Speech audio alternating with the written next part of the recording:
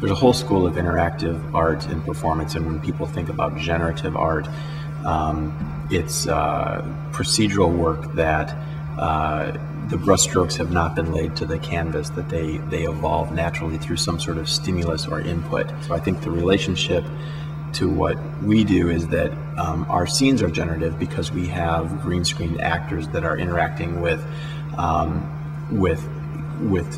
not static but pre-rendered scenes in the background, and then they are also interacting with live actors on the stage here.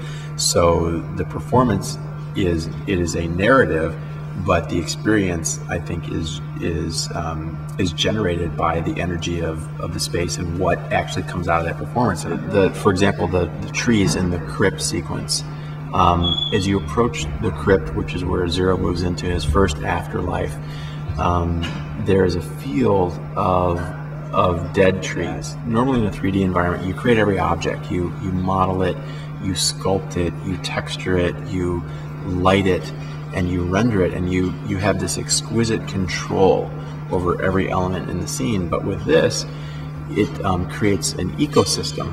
It's a system that's based upon a set of parameters. You sort of create these procedural rules, and you have some control over it, but you are left at, to some degree, the mercy of what you're telling the software to do. And so in the end, that scene, it was modeled, but it wasn't completely controlled. So I think a lot of what this development has been, as a teaching tool, has been saying that there are three different things that you do. There's the thing you dream of, there's the thing you write and plan, and then there's the thing that gets hatched. And they're all very different, and you sort of have to make your peace with that. The most important thing is that there is a tangible asset at the end of the day, because we spend so much time in the classroom talking about theory and talking about what can be.